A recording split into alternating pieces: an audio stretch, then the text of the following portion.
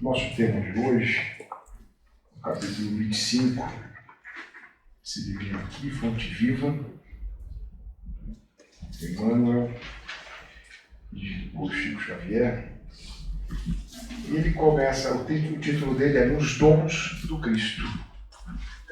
E ele começa com uma breve passagem aqui da carta de Paulo aos Efésios, só colocando: mas a graça foi dada a cada um de nós, segundo a medida do dom de Cristo. Só para contextualizar um pouco, né? Essa carta deve ter sido escrita, se estima mais ou menos 50 depois de Cristo. Paulo nem o conheceu, se converteu inclusive bem mais à frente. E ele provavelmente, as indicações históricas dão que essa carta teria sido inclusive escrita dentro do cárcere, ele enquanto preso, ao povo de Éfeso, não diretamente a algum companheiro seu, algum discípulo, mas uma carta fruto de uma meditação, de uma reflexão profunda em relação a Cristo, sobre Deus, e ali ele queria levar essa mensagem a esse povo de Éfeso, justamente tentando trazer todos aqueles ensinamentos, mostrando o caminho que se podia seguir. Não para um povo em função da sua religião, da raça, da posição social, mas ele olhando a coisa como uma grande família, o povo como toda uma família. Então, os ensinamentos de Cristo, esse que ele queria trazer aqui, não era direcionado a um povo específico ou a uma religião específica, mas a todos. E todos poderiam alcançar esse caminho de evolução, a busca da felicidade, a prática do amor, da esperança, da caridade, simplesmente praticando ou segundo a medida do dom de Cristo. Essa era a visão, essa que ele queria tentar colocar. Então excluía qualquer tipo de separação. E o texto, então, aqui já Emmanuel traz aqui, que eu vou pedir licença para vocês, só para pegar alguns pequenos trechos e a gente falar sobre isso, até porque eu acredito que não tenha dado tempo, as pessoas nem todos leem o capítulo, leram o capítulo, então a gente pega aqui para entender um pouquinho o porquê deste capítulo, o que ele traz para a gente. E o texto começa: a alma humana, nesses 20 séculos de cristianismo, é uma consciência esclarecida pela razão, em plena batalha pela conquista dos valores iluminativos. O que a gente traz disso? Nesses 20 séculos, esses 2000 anos, portanto, aqui, desde que o Jesus Cristo vem e traz a sua mensagem, nos ilumina com essa mensagem, nós estamos ainda aprendendo com ela, captando isso, mas estamos em evolução, estamos progredindo. Não estamos estagnados. Muitas vezes dá a impressão, né, a gente se pega e fala, nossa, está tudo pesado, parece que ainda que a gente está regredindo, a violência é muito grande, voltamos para... Não. A gente às vezes tem uma tendência grande de pegar e enaltecer aquilo que é, de certa forma, negativo. Basta a gente ver como é que acontece de forma geral na imprensa. Mas o que a gente tem que ver é que, de fato, nós estamos evoluindo. Nós estamos progredindo. A gente vê mais, com mais atenção muita coisa. Pratica-se mais a caridade. Já estamos perfeitos, temos defeitos? Muito. E por isso que nós estamos aqui. Tanto que esse mesmo texto aqui, um pouco mais à frente, ele fala: o homem, pouco a pouco, entre as alternativas de vida e de morte, renascimento no corpo e retorno à atividade espiritual, vai plasmando em si mesmo as qualidades sublimes, indispensáveis à ascensão, que no fundo constituem as virtudes do Cristo, o dom de Cristo, né? Progressivas em cada um de nós. Então desse período são esses 2000 anos que o homem reencarna, nasce, aprende, desencarna, volta ao plano espiritual, aprende mais um pouco, olha o que fez de certo, o que fez de errado naquele momento enquanto encarnado, vem de novo para este plano, vai aprender mais um pouco, tem as suas expiações tem as suas provas, vai continuar ainda com alguns defeitos, mas sempre buscando uma certa melhora. Pode muitas vezes até estagnar, por conta de uma prova que não conseguiu passar, alguma expiação ainda mais complexa, mas não vai retroagir, não vai retrogradar, não vai evoluir. É sempre um caminho à frente. O nosso livre-arbítrio não está na questão de eu vou escolher tudo que eu faço. Tem uma coisa que a gente não consegue abrir mão, que a gente não tem o livre-arbítrio. A gente não tem o livre-arbítrio de falar que nós não vamos evoluir, que nós não vamos caminhar para a perfeição e não vamos caminhar para a felicidade. Isso é inexorável. É uma lei natural, uma lei divina que é, entre outras, a lei da evolução. Então ele traz aqui, nós vamos trilhar esse caminho lentamente, passo a passo, mas nós vamos seguir sempre em frente. Vamos melhorar cada uma. Como de fato, e o texto traz isso, estamos melhorando. Uma boa comparação é como se fosse na própria escola, né? A gente estuda, está lá no primeiro ano, estudou, fez a provinha, melhorou, vai para o segundo ano, vai para o terceiro, às vezes repete, né? Que a gente fala dessa estagnação, mas ninguém que está na quarta série volta para a terceira ou volta para a primeira. É sempre para frente, pode dar uma parada, pode estagnar, mas sempre avança.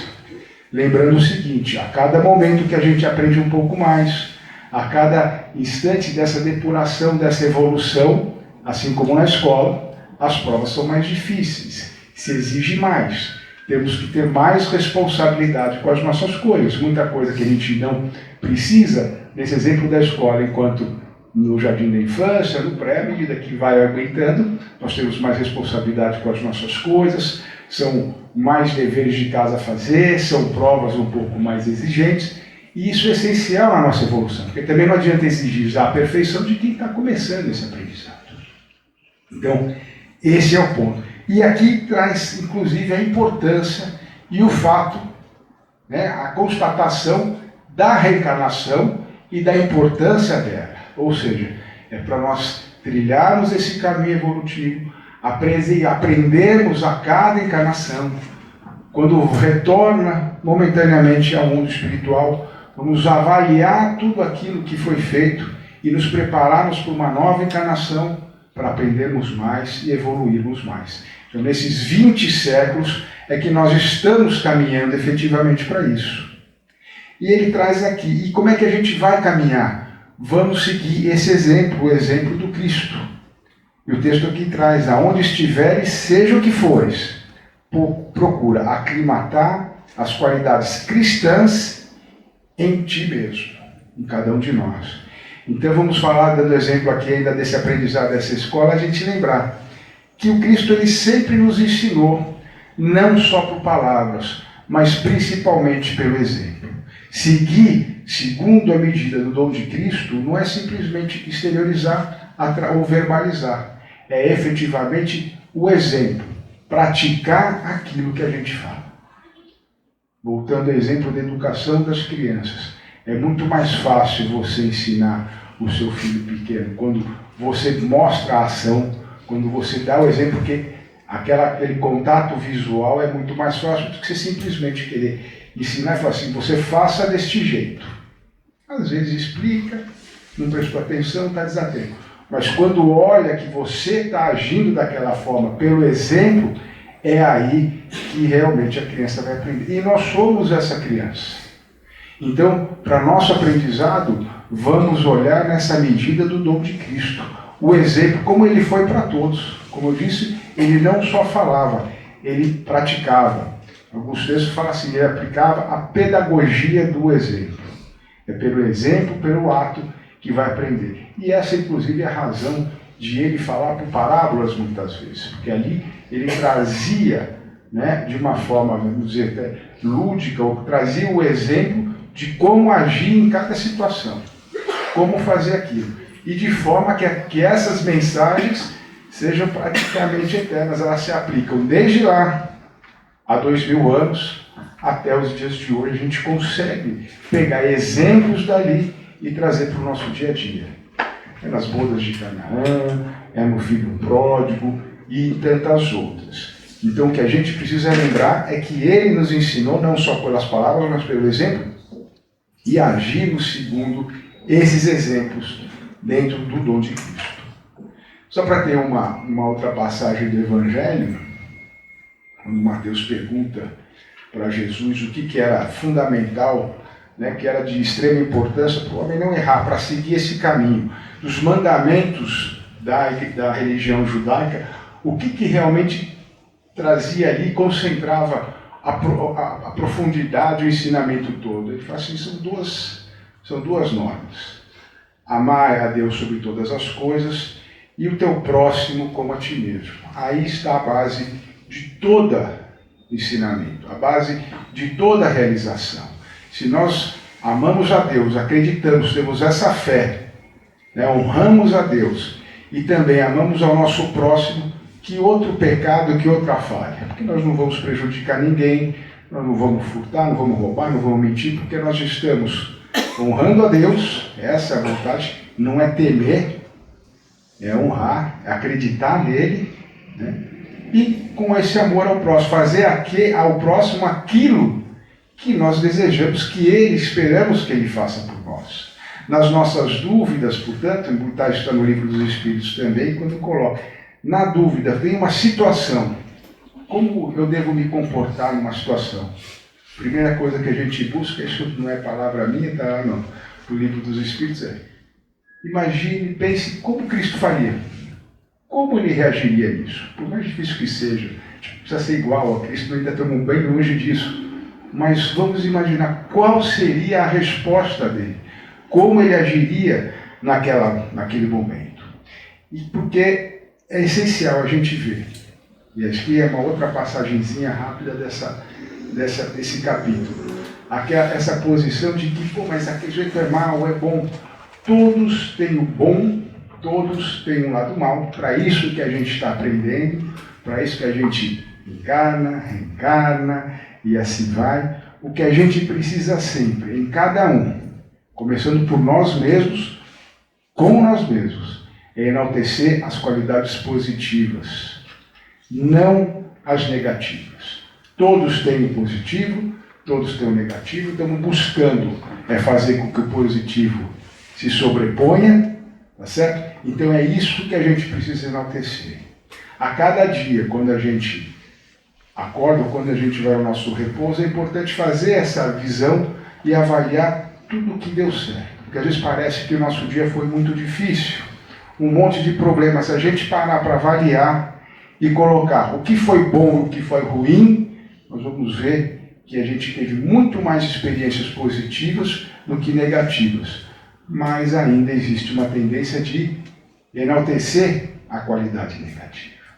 Então, Emmanuel traz aqui, observa a tua boa parte e lembra que podes dilatá-la ao infinito. Vamos vibrar essa positividade, vibrar o amor, porque isso a gente vai fazer, vai passar para o outro e vamos receber dessa forma também. É por isso que também, outra passagem do Evangelho, Jesus coloca, amai aos vossos inimigos. Porque amar os nossos amigos é muito fácil, não tem nenhuma adversidade, está tudo bem. O amar aos inimigos não quer dizer, eu tenho que abraçar, beijar, botar em casa, ficar lá. Não, é não desejar o mal a ele. O amar aos inimigos quer dizer, eu quero que ele evolua, que ele também cresça. E isso eu faço com pensamento. Nesse sentido, emanando vibração positiva, para que ele cresça, para que ele evolua, que siga em frente, porque isso vai fazer bem a mim mesmo. Eu vou afastar qualquer vibração negativa desse chamado inimigo ou de qualquer outra pessoa que emane uma vibração negativa para a gente. Então a melhor forma de espantar, de afastar a negatividade é emanar uma vibração no sentido oposto. Mas sempre com muita calma, sem pressa, mas com perseverança. Andar devagar, mas constantemente. E é aqui que ele traz, esse texto ainda fala, não intentes destruir milênios de trevas de um momento para o outro. Então nós sabemos aí, tivemos milênios de trevas, ainda estamos aqui numa zona cinzenta, Não adianta esperar que tudo se resolva de uma única vez. Vamos fazendo pouco a pouco, mas temos que perseverar no bem, no amor, na caridade, na fé e na esperança, acreditando em nós mesmos para que a gente possa também acreditar nos demais. Então é persistência, vale-te do esforço do autoaperfeiçoamento a cada dia, que é o que nós estamos falando, e persistindo em aprender com o mestre do amor e da renúncia. Vamos seguir os exemplos de Jesus Cristo, vamos aprender com as palavras dele, o exemplo que ele trouxe em cada palavra e em cada momento de dificuldade, ver todas as dificuldades que ele passou e imagine pensar como ele responderia a essa situação. Porque ele coloca também em vários momentos que ele não tinha nada de especial, ele não era muito diferente dos homens. Ele tinha um conhecimento maior, tinha uma fé maior, tinha toda aquela força. Mas ele trouxe para os seus próprios discípulos, colocando para eles: vocês podem, tudo isso que eu faço aqui, cada um pode fazer. E não é só para os discípulos, cada um de nós aqui está fadado a chegar nesse ponto, a conseguir passar. O que a gente precisa é acreditar em nós mesmos, buscar esse aperfeiçoamento na prática do bem, na prática do amor, da caridade e com muita fé. Por isso que a gente fala, amai o próximo como a ti mesmo, o próximo mais próximo de nós mesmos somos nós. Para a gente passar esse amor ao próximo, vamos começar a nos amar. É esse autoaperfeiçoamento, inclusive, acreditando mais em nós, com mais confiança, com essa vontade de crescimento. E aí, encerrando o capítulo, Emmanuel traz: não nos esqueçamos de que a graça divina ocupará o nosso espaço individual. Aquilo que eu falei, ela vai nos ocupar. Nós estamos trilhando por esse caminho. Na medida de nosso crescimento real nos dons de Cristo. Então, alcançar essa graça, receber essa graça, cabe a cada um de nós. Nós vamos receber. Quanto e quando cabe a nós. Esse é o nosso livre-arbítrio. É de decidir ou de trilhar esse caminho da forma mais eficaz, no nosso tempo, na nossa velocidade, mas com muita persistência. Porque esse é o caminho. A lei da evolução é uma lei natural, é uma lei divina, uma lei eterna, que não vai ser revogada nunca.